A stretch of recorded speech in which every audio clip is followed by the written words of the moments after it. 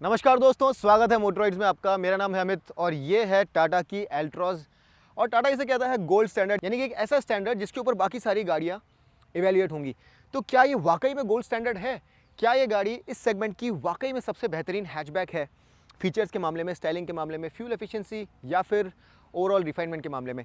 चलिए पता करते हैं। जब इस गाड़ी का ड्राइव हुआ था तब कुछ पर्सनल कारणों के कारण मैं इसका रिव्यू नहीं कर पाया था, लेकिन आज मैं ये कोशिश करूंगा कि आपको एक प्रॉपर पर्सपेक्टिव दूं। जो कुछ नई गाड़ियां भी आई हैं इस मार्केट में, उनसे भी इसे ज़रा कुछ कंपेयर करके आपको बताऊं कि कहां पर कौन ऊपर है, कौन नीचे है। और अगर आपको हमारे लॉन्ग फॉर्मेट वीडियोस पसंद आते हैं तो ज़रूर हमें सब्सक्राइब कर दीजिए और वो बेल नोटिफिकेशन आइकन दबा दीजिए। कुछ वक्त से बिग टेक ने हमारी रीच कम कर दी है, क्योंकि हम लोग बहुत डिटेल रिव्यूज़ करते हैं, लेकिन आप लोग अपना समर्थन, अपना प्यार हमें दिखा करके यूट्यूब, व्हाट्सएप और फेसबुक पर हमारे वीडियोस शेयर करके हमें आगे बढ़ने में मदद कर सकते हैं। जब आपको किसी गाड़ी के बारे में जानना हो तो उसके आगे ज़रूर मोटरॉइड्स लगाइए सर्च करते हुए, ताकि जो हमारी रीच है वो ज़रा ज़्यादा बढ़ सके। अब अगर आप इस गाड़ी की डायमेंशंस की बात करेंगे तो ये जो गाड़ी है ये हालांकि काफ़ी लंबी है, लेकिन बलेनो और नई i20 से छोटी है। लेकिन अगर आप इसे कंपेयर करें पोलो से या फिर इवन जैज़ से, तो उनसे ये गाड़ी ज़्यादा लंबी है। i20 के बाद ये इस सेगमेंट की सेकंड वाइडेस्ट गाड़ी है, ये इस सेगमेंट की सबसे टॉलेस्ट गाड़ी भी है और इसका व्हील बेस सिर्फ पोलो से ज़्यादा लंबा है। जैज़, i20 और बलेनो से अगर आप इसे कंपेयर करेंगे तो इसका व्हील बेस ज़रा छोटा है। तो ये जो गाड़ी है ये जो प्रीमियम हैचबैक सेगमेंट है उसे रिप्रेजेंट करती है। और इसे ज़रा देखिए, ये कितनी खूबसूरती से बनाई हुई गाड़ी है। इस हैचबैक को देख करके आपको वाकई में अपने हिंदुस्तानी होने पर गर्व हो उठेगा। और full points to Pratap Bose, जो कि हेड डिज़ाइनर हैं टाटा मोटर्स ग्रुप के। उन्होंने टाटा मोटर्स की जो गाड़ियां हैं इनके डिज़ाइन को एक अलग ही व्यक्तित्व प्रदान कर दिया है। और ये गाड़ियां किसी भी कार मैन्युफैक्चरर, चाहे वो यहाँ का हो चाहे इंटरनेशनल हो, उसके समकक्ष आप खड़ी कर दीजिए, ये अब डेफिनेटली अपना एक व्यक्तित्व लेकर के उभर के सामने आती हैं और चैलेंज करती हैं जो बेस्ट डिज़ाइंस हैं वर्ल्ड में उन्हें। अब इस डिज़ाइन की अगर आप कुछ हाइलाइट्स देखेंगे तो पहली बात यह है कि एकदम मॉडर्न अल्फा आर्किटेक्चर पर बेस्ड है। और उसके अलावा यहाँ पर बड़ा ही 3 डायमेंशनल सा, बड़ा ही कोकी सा लुक दिया गया है, बड़ा ही मॉडर्न और बड़ी बोल्ड ये गाड़ी है। इसे अपने आप को एक्सप्रेस करने में किसी तरह का कोई संकोच नहीं है। ये गाड़ी जानती है कि डिज़ाइन के रियल में ये कहाँ होना चाहती है और बहुत ही असर्टिव है। मुझे इसका डिज़ाइन बहुत ज़्यादा पसंद आया। और एक जो बोल्ड स्टांस जब कोई कार मैन्युफैक्चरर लेता है तो उसमें बहुत चांस होता है उनके गलत हो जाने का या लोगों का उसे अच्छा ना पाने का, लेकिन ये गाड़ी जो है ये वाकई में बहुत अच्छे से डिज़ाइंड है। और यहाँ पर कुछ बड़े ही बोल्ड एलिमेंट्स आपको यहाँ नज़र आएंगे, जैसे कि एक ग्लॉसी ब्लैक ट्रीटमेंट है इस ग्रिल के ऊपर। ये एक्सटेंड होता है बाहर की तरफ, बड़ा ही 3 डायमेंशनल किस्म का लुक लिए हुए है। बॉनेट पर भी आपको बड़ी स्ट्रॉन्ग लाइंस नज़र आएंगी। उसके अलावा ये क्रोम लाइंस यहाँ नज़र आएंगी। जो नीचे का बम्पर पर लिप है ये बड़ा एग्रेसिव है, बाहर की तरफ निकलता है। एक वाइड ट्विन स्लैट डिज़ाइन दिया गया है नीचे एयर डैम को। ये सारी चीज़ें जो है साथ मिलकर के इसे सामने से बहुत ही खूबसूरत बनाती है। और डेफिनेटली ये गाड़ी इस सेगमेंट की सबसे खूबसूरत गाड़ियों में से एक है। जो नई i20 आई है वो भी काफ़ी बोल्ड है, काफ़ी असर्टिव, काफ़ी खूबसूरत है और ये गाड़ी भी काफ़ी खूबसूरत है। दोनों गाड़ियों में हो सकता है कि कुछ लोगों का मानना हो कि वो गाड़ी ज़्यादा बेहतर है, ये गाड़ी ज़्यादा बेहतर है, लेकिन दोनों ही गाड़ियाँ दर्जे की हैं, टक्कर की हैं। यहाँ पर आपको अगर आप देखेंगे तो प्रोजेक्टर हेडलैम्प्स मिलते हैं, यहाँ पर एलईडी आपको नहीं मिलेंगे। यहाँ पर ये प्रोजेक्टर सेटअप जो है ये लो बीम है और ये इनर जो हैलोजन है ये हाई बीम है। इसके अलावा यहाँ पर आपको ये फॉग लैंप्स भी नज़र आएंगे, ये DRL है और ये सारा ही सेटअप यहाँ पर बल्ब्स हैं, यहाँ पर आपको LED लाइटिंग नहीं मिलती है। इसके अलावा ये जो फॉग लैंप्स है यहाँ पर आपको कॉर्नरिंग फंक्शन भी मिलता है। एक दो चीज़ें अगर मैं यहाँ पर मिसिंग है जिनकी बात करूँ तो यहाँ पर आपको फ्रंट सेंसर्स नहीं मिलते हैं, लेकिन हेडलाइट्स यहाँ पर ऑटोमेटिक हैं और वाइपर्स भी यहाँ पर ऑटोमेटिक है। यहाँ पर बहुत सारे वेरिएंट्स हैं और क्या क्या फीचर्स अलग अलग वेरिएंट्स में मिलती है वो मैं आपको बहुत जल्दी से भी बताऊँगा। चलिए इस गाड़ी को हम लोग साइड से देखते हैं। और यहाँ पर एक बड़ी चीज़ मैं आपको बता दूँ कि ये जो ऊपर आप कॉन्ट्रास्टिंग रूफ देख रहे हैं ये XZO यानी कि top of the line variant में मिलती है। अदरवाइज XZ वेरिएंट में आपको ये बॉडी कलर में मिलती है। यहाँ पर आपको शार्क फिन एंटीना नज़र नहीं आएगा, यहाँ पर आपको सनरूफ भी नज़र नहीं आएगी, इसीलिए एंटीना आपको आगे यहाँ नज़र आ रहा होगा। इसके अलावा यहाँ पर आपको काफ़ी अच्छे, काफ़ी खूबसूरत 2 टोन 16 इंच व्हील्स मिलते हैं 185 सेक्शन टायर्स पर। यहाँ पर 195 सेक्शन तक मेरे ख्याल से टाटा जा सकता था, जो कि पेट्रोल में आपको मिलता भी है। यहाँ पर डीजल में, जो कि मेरे ख्याल से एक ज़्यादा परिपक्व गाड़ी है, ज़्यादा परफॉर्मेंस ओरिएंटेड गाड़ी है, उसमें आपको 185 सेक्शन टायर दिया गया है, लेकिन पेट्रोल में ज़्यादा वाइड टायर्स हैं, न जाने क्यों। यहाँ पर आपको गुड ईयर के ट्रिपल मैक्स टायर्स मिलते हैं। सामने आपको डिस्क ब्रेक मिलते हैं, लेकिन पीछे आपको ड्रम ब्रेक्स मिलेंगे। और अगर आप इसे साइड से देखेंगे तो बहुत ही खूबसूरत लगती है गाड़ी, एक अलग ही कैरेक्टर लिए हुए है। आप यहाँ पर अगर हैंडल्स के रेसेसेस देखेंगे तो ये भी एक ट्रायंगुलर शेप लिए हुए हैं। यहाँ पर बड़ा ही थिक ब्लैक एलिमेंट नज़र आएगा आपको, स्वूपिंग रूफ लाइन, और ये जो लाइन है उसके नीचे भी एक काफ़ी खूबसूरत सा क्रीज दिया गया है, और उसके साथ ही जो आर्चेस हैं ये भी काफ़ी प्रोनाउंस्ड हैं। कुल मिलाकर के अगर आप इसे साइड से देखेंगे तो एक अलग ही लुक आपको नज़र आएगा, खास तौर पर आगे और पीछे से जब आप इसे देखते हैं तो हेडलैम्प और टेल लैम्प का जो एक 3 डायमेंशनल लुक है जो कि एक्सटेंडेड है बाहर की ओर, ये बहुत ही खूबसूरत लगता है। ये 3 डायमेंशनल लुक मुझे बहुत ज़्यादा पसंद आता है। और इसके अलावा एक और ख़ास बात जो है वो यहाँ पर यह है कि यहाँ पर जो डोर हैंडल्स हैं ये ऊपर हैं। पीछे वाले डोर के लिए आपको डोर हैंडल जो है वो यहाँ नहीं मिलेंगे, यहाँ मिलेंगे, जैसे कि शेवरले बीट और नई स्विफ्ट में आपने देखा होगा। ये जो डोर्स हैं ये भी काफ़ी वाइड खुलते हैं, ये देखिए पूरे 90 डिग्री खुलते हैं ताकि अंदर घुसना ज़्यादा आसान हो सके। चलिए इसे पीछे से भी देख लेते हैं। यहाँ पर आपको एक रूफ स्पॉइलर मिलेगा, high mount stop lamp, rear wash wipe, और उसके साथ ही डीफॉगर। यहाँ पर एक एक्सटेंशन का एलिमेंट भी आपको नज़र आएगा आगे की ही तरह। पीछे बहुत ही ज़्यादा यहाँ पर स्प्लैटरिंग की गई है ग्लॉस ब्लैक की, जो कि बहुत ज़्यादा चांस था कि ख़राब दिखे, लेकिन मानना पड़ेगा कि टाटा ने इसे बहुत ही अच्छे से एग्जीक्यूट किया है, काफ़ी खूबसूरत लगता है। आगे की तरह यहाँ पर भी कोई एलईडी लाइटिंग नहीं है, ब्लिंकर्स हैं, यहाँ पर रिवर्स लाइट, ये टेल लैंप क्लस्टर, और यहाँ पर ये फॉग लाइट आपको नज़र आएगी। ऑल्ट्रॉस की ब्रांडिंग, और ज़रा देखिए इस शेप को, क्या ज़बरदस्त काम किया है टाटा ने, देखने में बहुत ही खूबसूरत लगता है।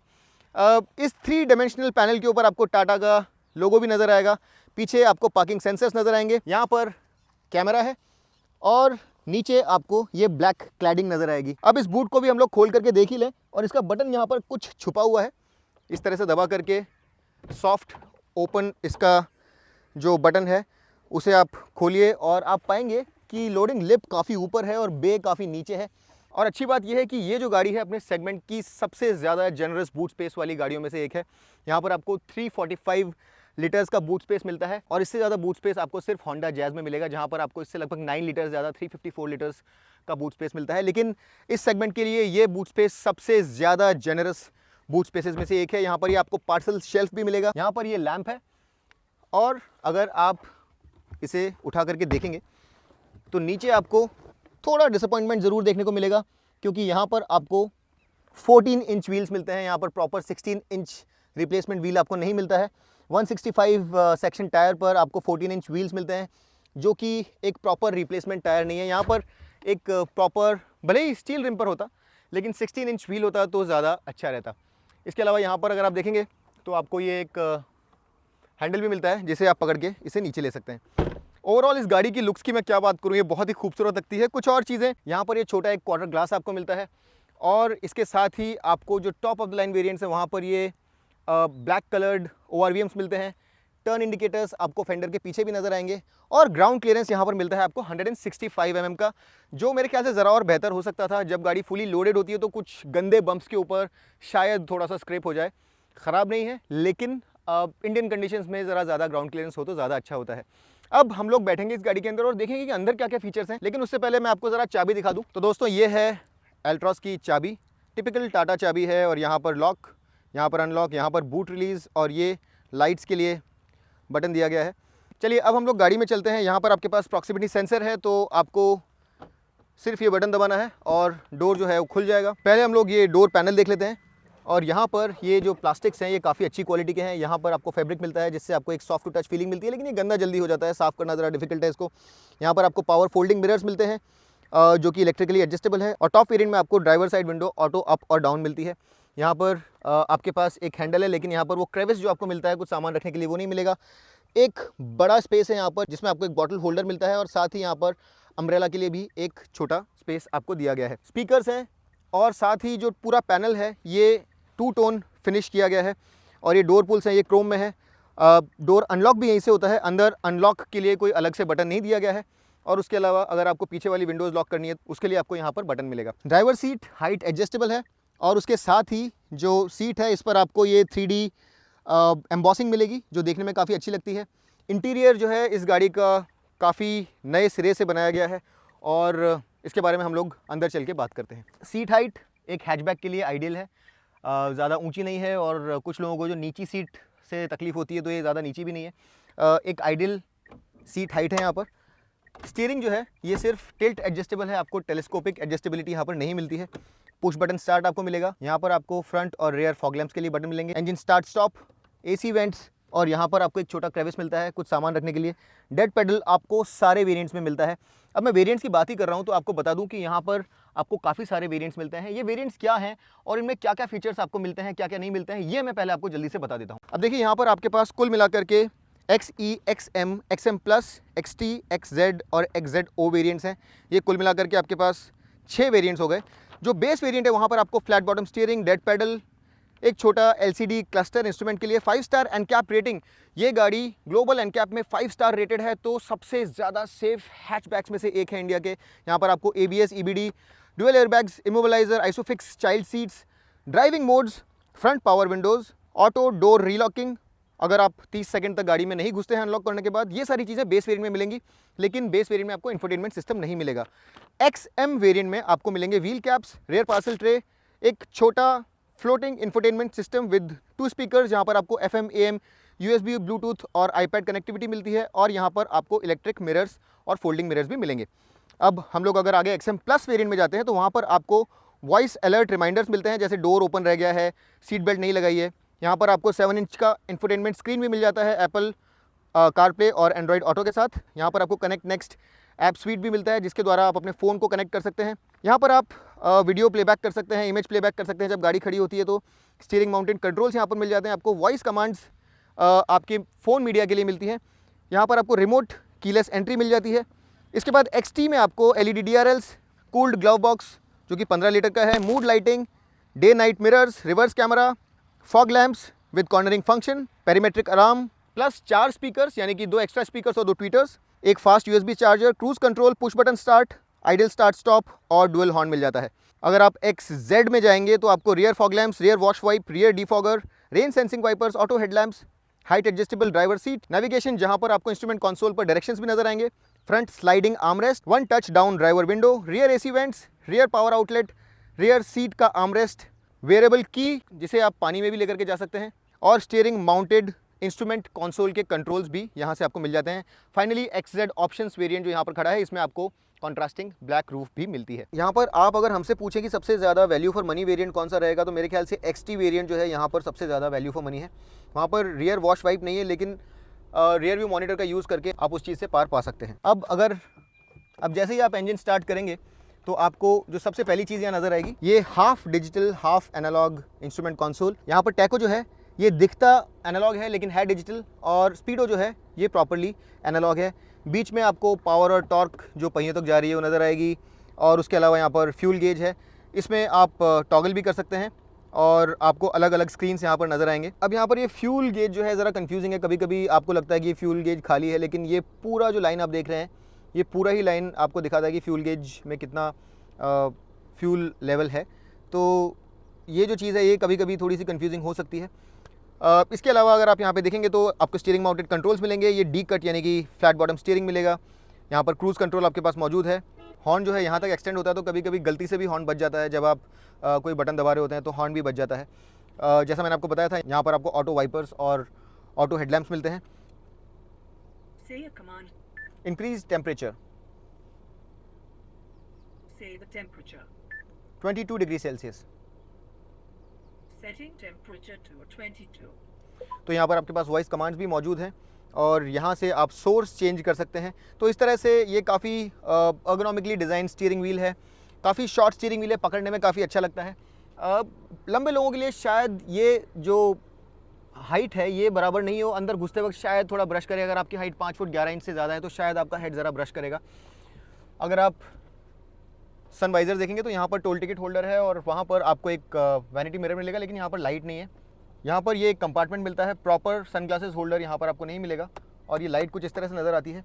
यहाँ पर IRVM जो है ये ऑटो डिमिंग नहीं है। इसके अलावा कुछ और अगर मिसिंग फीचर्स की मैं बात करूँ तो यहाँ पर कनेक्टेड कार फीचर्स आपको नहीं मिलते हैं। आपको यहाँ पर वायरलेस चार्जिंग नहीं मिलेगी जो आजकल बहुत कॉमन है। सनरूफ यहाँ पर मौजूद नहीं है, और यहाँ पर आपको ऑटोमेटिक ट्रांसमिशंस की ऑप्शन भी अवेलेबल नहीं है। ये इंफोटेनमेंट सिस्टम यहाँ पर 7 इंच टच स्क्रीन के द्वारा कंट्रोल किया जाता है, और इंफोटेनमेंट सिस्टम यहाँ पर हरमान का है। ऑडियो क्वालिटी बहुत अच्छी है, इसमें कोई डाउट नहीं है कि टाटा कुछ बेहतरीन ऑडियो सिस्टम्स यहाँ पर बनाता है। ऊपर का जो डैशबोर्ड है ये अच्छी क्वालिटी के मटेरियल में फिनिश्ड है। यहाँ पर हार्ड प्लास्टिक्स जो आपको कुछ और गाड़ियों में नजर आते हैं वैसा नहीं मिलेगा। हालांकि ये सॉफ्ट टू टच नहीं है, लेकिन ये बहुत अच्छा टेक्सचर्ड मटेरियल है। यहाँ पर बीच में आपको एक ग्लॉसी लुक लिए हुए सिल्वर इनले मिलेगा जो बहुत अच्छा लगता है। यहाँ पर डार्क ग्रे और यहाँ बीच में सिल्वर, बहुत अच्छा कलर कॉम्बिनेशन है। और साथ में जो AC वेंट्स हैं इनके चारों तरफ आपको एक टाइटेनियम क्रोमिश कलर का इंसर्ट मिलता है। ऊपर के डैशबोर्ड वाला ही कलर यहाँ मिलेगा और नीचे आपको ग्रे कलर नज़र आएगा। यहाँ पर AC जो है ये ऑटोमेटिक है और यहाँ से आप क्लाइमेट कंट्रोल पे टेम्परेचर सेट कर सकते हैं। यहाँ से आप अपना जो फ़ोन डिवाइस है उसे यहाँ पर पेयर कर सकते हैं और यहाँ पर कुछ हार्ड बटन्स भी आपको मिलते हैं ताकि ये जो स्क्रीन है इस पर आप बिना टच किए कुछ कंट्रोल्स को सीधा एक्सेस कर सकें। अब देखिए यहाँ से आप आपकी जो स्क्रीन है इसे कुछ हद तक कस्टमाइज़ भी कर सकते हैं, तो जो कलर है वो चेंज हो जाएगा।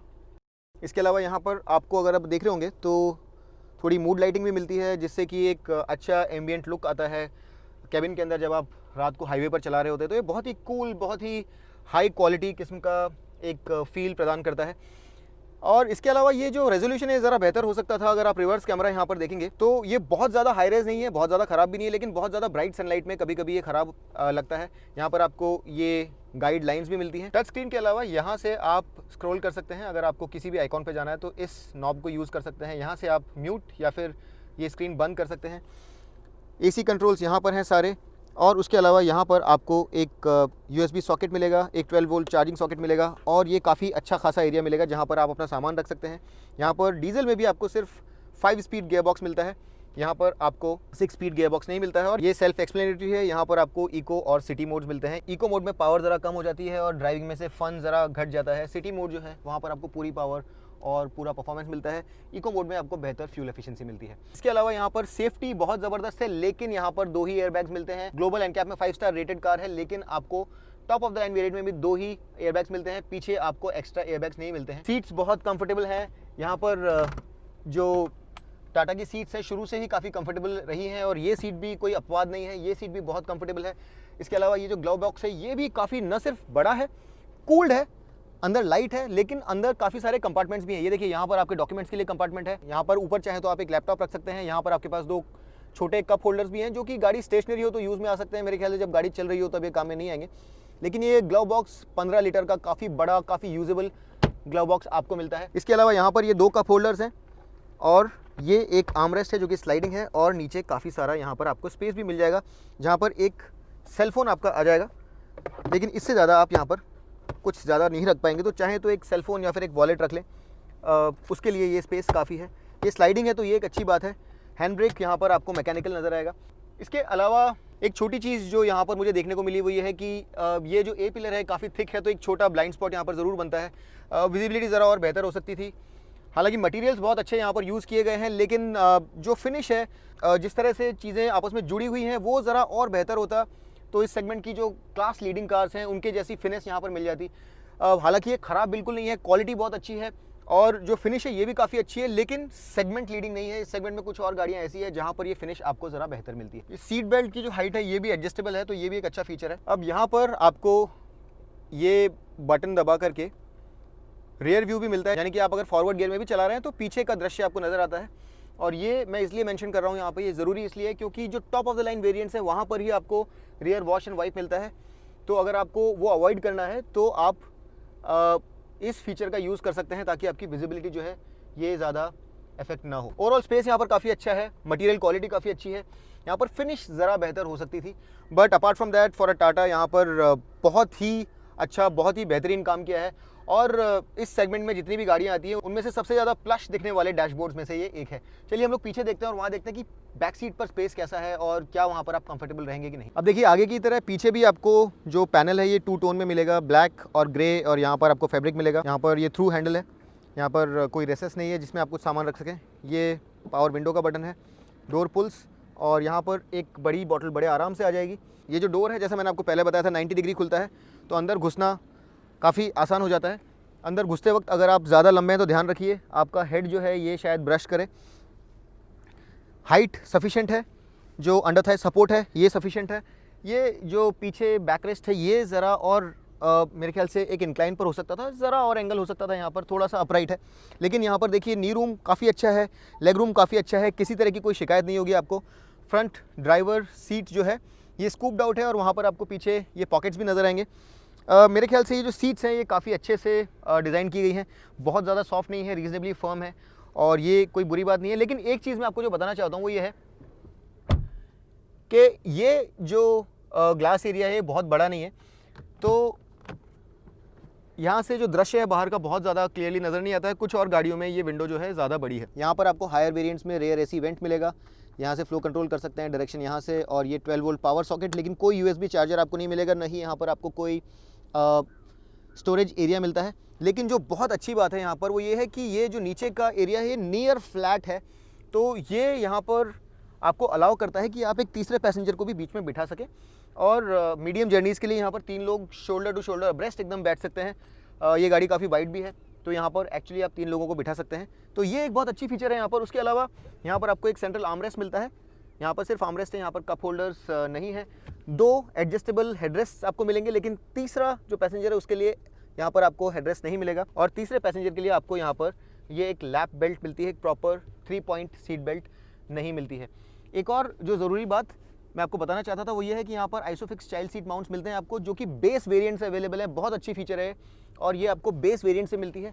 उसके अलावा एक जो मिसिंग फीचर है यहाँ पर वो ये है कि ये सीट 60-40 स्प्लिट नहीं है, तो अगर आप इस सीट को गिराना चाहते हैं तो आपको इसे पूरी तरह से गिराना होगा इस तरह से, और यहाँ पर आप बूट स्पेस जो है उसको ज़्यादा क्लेवरली मैनेज नहीं कर पाएंगे। ओवरऑल यहाँ पर ये जो स्पेस है ये इस सेगमेंट के हिसाब से सफिशिएंट है। यहाँ पर और जितनी गाड़ियाँ आती हैं उनसे अगर आप इसे कंपेयर करें तो सिवाय हेडरूम के, जो कि बहुत ज़्यादा अच्छे से स्टैंड नहीं करता है, यहाँ पर अगर आप 6 फुट के आसपास है तो आपका हेड ब्रश करेगा। उसके अलावा शोल्डर रूम की बात कर लें, लेग रूम, नी रूम, सब कुछ बहुत अच्छा है। इस गाड़ी का राइड भी बहुत अच्छा है, तो ये काफ़ी कंफर्टेबल जगह है।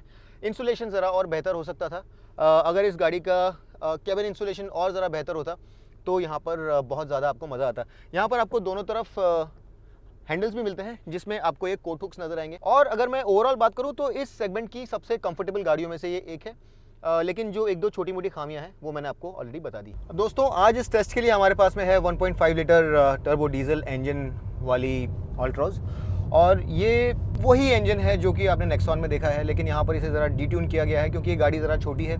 और ये जो इंजन है यहाँ पर 90 PS बनाता है 4000 RPM पर, और पीक टॉर्क है यहाँ पर 200 न्यूटन मीटर्स, और ये जो टॉर्क है ये 1250 RPM से बननी शुरू हो जाती है। काफ़ी लो एंड से ये टॉर्क आपको उपलब्ध हो जाती है।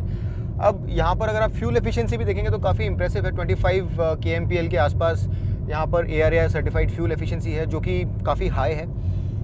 रियल वर्ल्ड में अगर आप इसे टेस्ट करेंगे तो सिटी के स्टॉप स्टार्ट ट्रैफिक में भी आपको ये 14 kmpl तक की फ्यूल एफिशिएंसी देगा, और हाईवे पर आपको, अगर आप किसी ओपन हाईवे पर चला रहे हैं जहाँ पर आपको बहुत ज़्यादा हसल करने की ज़रूरत नहीं है, बहुत ज़्यादा तेज़ पेडल प्रेस करने की ज़रूरत नहीं है, तो आपको 21-22 kmpl की फ्यूल एफिशिएंसी हाईवे पर मिल जाएगी। तो फ्यूल एफिशिएंसी के लिहाज से ये जो गाड़ी है ये काफ़ी अच्छी है। और कुछ और जो हाइलाइट्स हैं इस गाड़ी की वो ये हैं कि यहाँ पर जो सस्पेंशन सेटअप है ये काफ़ी अच्छा है। स्लो स्पीड्स पर ज़रा फर्म लगता है, मामूली सा वर्टिकल मूवमेंट आपको नज़र आएगा अगर आप स्लो स्पीड पर चल रहे हैं तो, लेकिन जैसे ही आप स्पीड पकड़ते हैं 60 किलोमीटर पर आवर क्रॉस करते हैं उसके बाद में सस्पेंशन बहुत अच्छे से सेटअप हो जाता है। और तेज़ स्पीड्स पर जनरली हमने जैसा पुरानी टाटा कार्स में देखा था कि एक ज़रा जिटरीनेस रहती है, ज़रा वॉलोवीनेस रहती है, गाड़ी ज़रा नर्वस रहती है, एकदम ज़मीन को पकड़ के नहीं चलती है। एल्ट्रॉस के अंदर आपको वैसा नहीं लगेगा, ये गाड़ी काफ़ी ज़मीन को पकड़ करके, काफ़ी चिपक करके चलती है, और ये एक वेलकम चेंज है जो नया अल्फा आर्किटेक्चर है। यहाँ पर टाटा ने जो भी किया है यहाँ पर उससे जो एक रीएश्योरिंग ड्राइव फील है वो डेफिनेटली इम्प्रूव हुई है। यहाँ पर जो स्टीयरिंग है इसमें भी एक काफ़ी अच्छा भार है और ये काफ़ी अलाइव लगता है। कुछ और गाड़ियाँ इस सेगमेंट में जो काफ़ी इनर्ट लगती हैं वैसा नहीं है, यहाँ पर ये स्टीयरिंग जो है काफ़ी एक्टिव लगता है। जब आप इसे टर्न करते हैं तो इन्वॉल्विंग लगता है, आपको इस गाड़ी को घुमावों पर चलाने में भी काफ़ी मज़ा आएगा। जनरली टाटा कार्स बहुत ज़्यादा एंथुसियास्ट फ्रेंडली नहीं होती है, लेकिन इस गाड़ी का स्टीयरिंग और सस्पेंशन काफ़ी अच्छा है। और मेरे ख्याल से यहाँ पर टायर ज़रा और वाइड हो सकते थे। 185 सेक्शन टायर जो हैं ये नॉर्मल कंडीशंस में आपके लिए सफिशिएंट रहेंगे, लेकिन अगर आप एंथुसियास्टिकली चला रहे हैं खास तौर पर वेट कंडीशंस में तो यहाँ पर ज़्यादा बेहतर टायर्स होते तो ज़्यादा अच्छा होता। अगर आप इंसुलेशन की भी बात करें यहाँ पर तो इंसुलेशन ज़रा और बेहतर हो सकता था। टायर नॉइज़ काफ़ी प्रोनाउंस्ड है यहाँ पर, मैं सुन पा रहा हूँ। अभी मैंने कुछ और गाड़ियाँ भी टेस्ट करी थी सेम सरफेस पर, तो वहाँ पर जो नॉइज़ थी बाहर से ख़ास तौर पे जो इंजन नॉइस है और जो टायर नॉइस है ये ज़रा कम थी। तो मेरे ख्याल से ये नॉइसेस भी ज़्यादा बेहतर तरीके से कंटेन की जा सकती हैं। ये इंजन सबसे ज़्यादा रिफाइंड इंजन्स में से नहीं है, थोड़ा सा नॉइजी है, लेकिन काफ़ी टॉर्की है, काफ़ी यूजेबल ये इंजन है। और इसके कैरेक्टर की अगर मैं बात करूँ तो यहाँ पर आपको इसे लगभग 1000 आरपीएम के आसपास रखना होता है। अगर आपको इससे किसी भी तरह की मूवमेंट की उम्मीद है तो उसके नीचे आपको कुछ नॉकिंग महसूस होगी और ये स्प्लटर करने लगेगा। 1000 आरपीएम के बाद जैसे ही आप 1300 आरपीएम तक पहुँचते हैं आपको एक प्रोग्रेसिव मूवमेंट महसूस होने लगता है और 1800 आरपीएम के आसपास आपको ऐसा लगता है कि गाड़ी का जो टर्बो है प्रॉपर्ली स्पूल अप हो गया है, एक पॉजिटिव फॉरवर्ड मूवमेंट आपको महसूस होता है। इसकी ट्रैक्टेबिलिटी की अगर मैं बात करूँ तो थर्ड गियर में आप इसे 25 किलोमीटर्स पर आवर की स्पीड पर ईजिली चला सकते हैं। फोर्थ गियर में 35 किलोमीटर्स पर आवर की स्पीड पर इसे ईजिली चला सकते हैं। तो उसके नीचे ये ज़रा स्प्लटर करेगी, लेकिन उसके बाद ये काफ़ी रीअश्योरिंगली मूव करती है। 0 to 100 किलोमीटर्स पर आवर की मैं अगर बात करूँ तो ये लगभग 13 सेकंड्स में अपना 0 to 100 kilometres per hour complete करती है, जो कि एक रीजनेबल टाइम है, ना ज़्यादा स्लो है ना बहुत ज़्यादा क्विक है।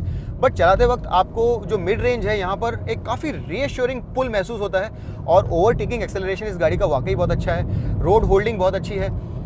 जब आप इसे हाईवे पर चलाएंगे तो इसकी जो क्विक मूवमेंट्स पर जो रिएक्शंस होते हैं, जब आप स्टीयरिंग को क्विकली मूव करते हैं तो जो रिएक्शंस हैं इस गाड़ी के वो काफ़ी अच्छे हैं, काफ़ी रिलायबल है, काफ़ी रीअश्योरिंग है।